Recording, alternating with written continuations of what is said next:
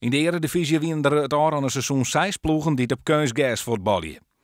Maar de aanstaande jaren neemt de kritiek hierop hield iets meer toe. Van de aanvoerder van Sportclub Heerenveen, Stijn Schaars, is al langer bekend dat hij geen voorstander is van kunstgas. De bal stuit anders. Als het veld nat is, als je hem dan achter de verdediging legt, dan is hij weg. Dan kun je het niet meer halen.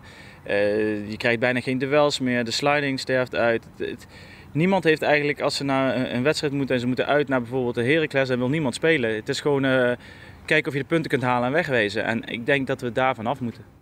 Nevens gewonnen is voetbal op kunstgas zelfs competitievervalsing en mist Nederland op deze wijze de aansluiting met de Europese top.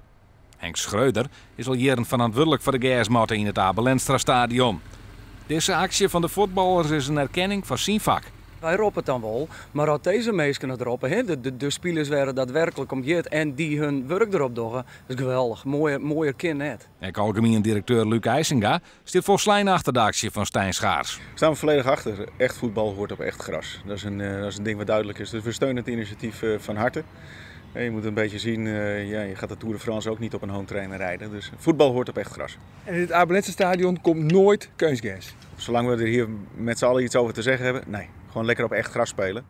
Een motivatie om op kunstgas te voetballen is vaak een financiële. Maar Stijn Schaars vindt net dat dat het trosslag jaarmat. Hij vindt dat er naar een oplossing zocht worden mat. Nou ja, hoe ze dat dan precies gaan doen, dat is natuurlijk lastig. Maar ik denk dat daar wel een rol is weggelegd. Want we hebben natuurlijk ook over Nederland weer naar de top brengen. En ik denk dat iedereen op dezelfde velden spelen daar ook een onderdeel van is.